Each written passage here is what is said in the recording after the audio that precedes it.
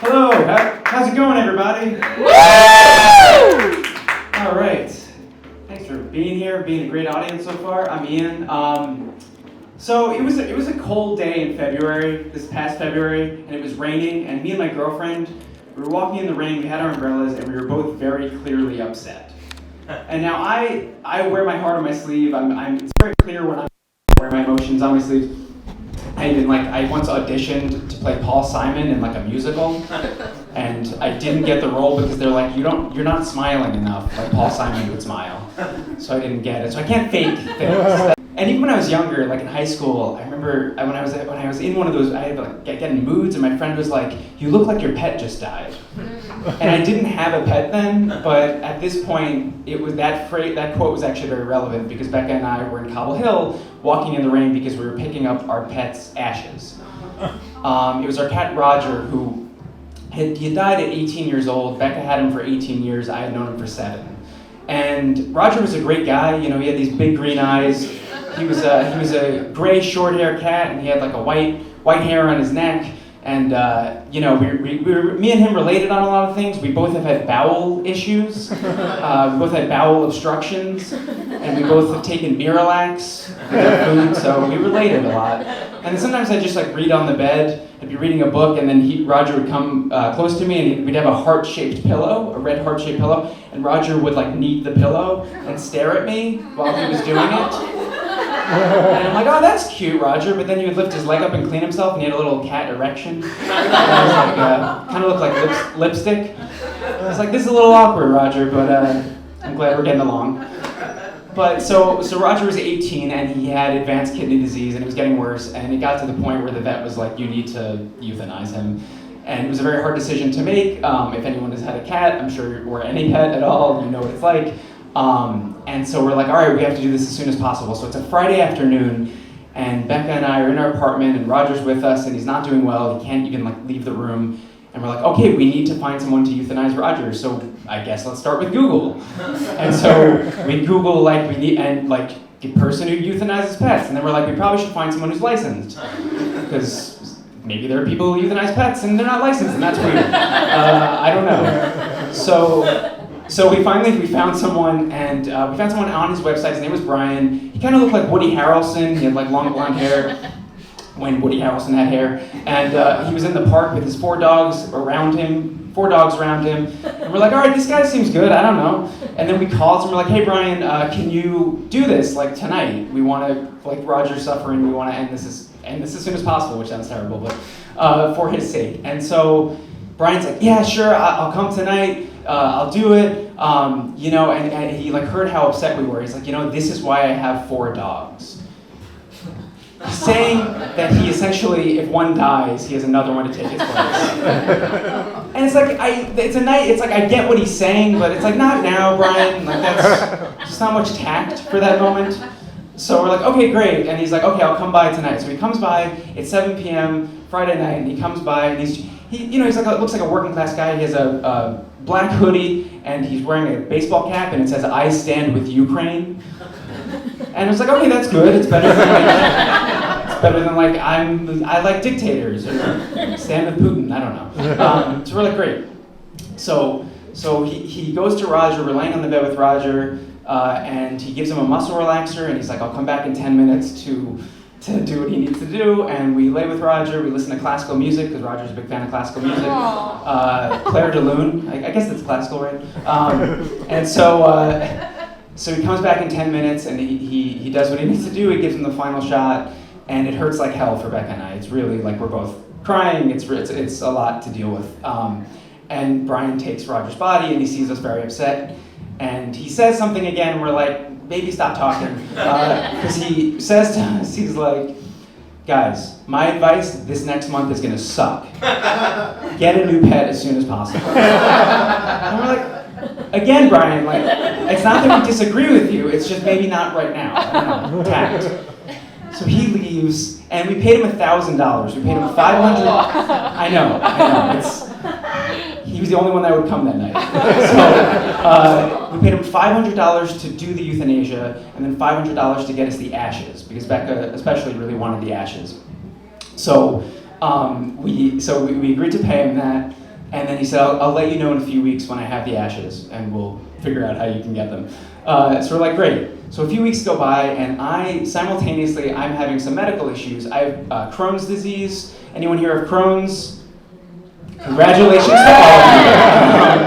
It's an inflammation of the gastrointestinal tract. We don't need to talk about it. But it's an autoimmune disease, and I have some weird intestines, and stuff's happening there. So I need to get something called a capsule endoscopy, which is a giant pill with a camera on it that I swallow, and it's taking pictures of all my intestines. So I take this pill, I swallow it, and the pill gets stuck.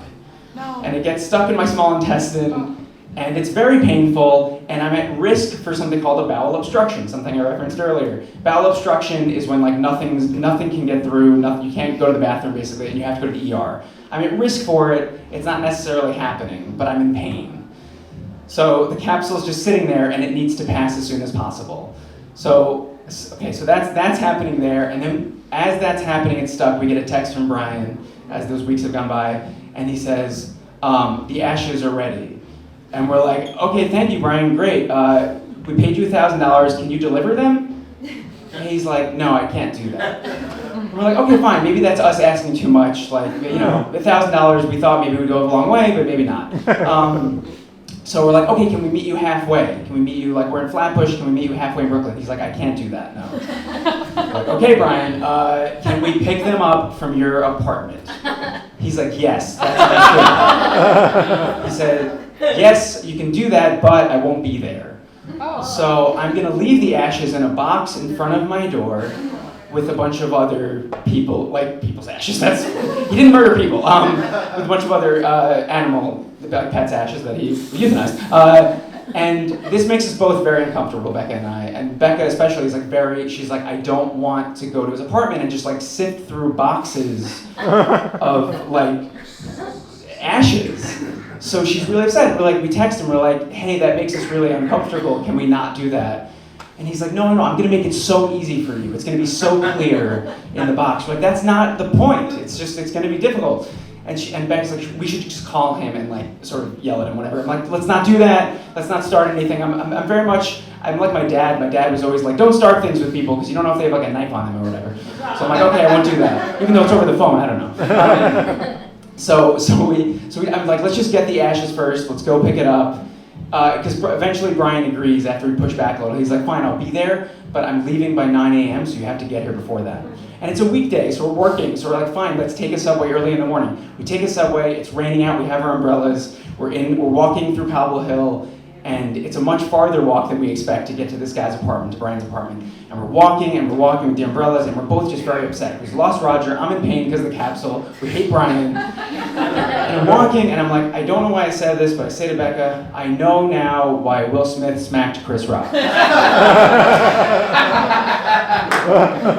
And I'm not saying I support exactly what Will Smith did, but I'm also like, look, he was trying to defend his partner from humiliation. I sort of understand what's happening here. And also but I'm not gonna do that to this guy because he stands with Ukraine. And also I took one class of Krav Maga and it went really badly, so I'm not ready for fighting. So we finally get to his townhouse. And we get to his townhouse, and in my head, I'm preparing to say things to him. And once I find out he has a townhouse, I'm like, okay, now I'm even angrier. Because this guy's wealthy, and we paid him $1,000, and he won't do anything for us. Okay, fine. So fine, he opens the door, he answers it, and I say to him, he gives us the ashes. We have them now, and I say to Brian, I'm like, yeah, it was really hard for us to get here. Which is not which is very passive aggressive, but it's how I felt. So I'm like, it's a lot for me to say. So I was like, yeah, it was really hard to get here, Brian. And then he stopped and he closed the door behind him. He's like, guys, you look really upset at me. What's going on? And I was like, we have the ashes, we should just leave. I said, don't worry about it. And then Becca, who was planning on not saying anything, she said, no, this was really hard for us. You made this very difficult for us in a really hard time. And then Brian immediately, which I didn't expect, Brian says, yeah, guys, I'm sorry. I didn't mean to do that, I'm really sorry. I have a lot of shit going on right now. And we're like, well, yeah, we have a lot of shit going on too. Like, I have a thing stuck in me and I'm in pain and Roger just died. He's like, yeah, no, I know. He's like, I just wish you guys would have told me you wanted it delivered. But like, we did, we asked you if you could do that. You said no. He's like, yeah, no, I know. I shouldn't have treated this like another package. We're like, no, you shouldn't have, Brian. You really shouldn't have. It's like, yeah, I'm sorry. I have a really good relationship with my clients and it's not like this normally. We're like, okay, well, what do you want us to do? It's like this now. So we're like, all right, well, I think it's time to go. So we start to leave, and then we hear him from a little bit of a distance. He starts to say, guys, just please don't be mad at me. So we're sort of like a little kid, and we're like, I'm not, and in my head, I was like, we're done with the conversation, but I was like, I'm not mad at you, Brian, it's just, this is, and I appreciate the apology. Because like when anyone actually apologizes for something they did wrong, I do always respect that, because that's like a self-awareness I appreciate. But we are still like upset and whatever, so we walk and we're like, okay, we're never gonna recommend this guy to anybody. But we're walking, we have our umbrellas, we have Roger's ashes now. But something in Becca and I has lifted a little bit. We're both like, we actually feel a little bit better right now. We kind of needed that to come out a little bit. We needed to release something and some of that anger, and we did on Brian. The Ukraine guy. So we did, and as we're walking to the train, like we're both we feel okay, and we feel a sense of release. And it was enough for an emotional release for me that the next day, actually, the capsule, which was causing pain, passed. And it was released from my body. So I think that tells you sometimes, release things from your mind, and maybe you'll pass capsules that are stuck in your small intestine. Thank you very much, everybody.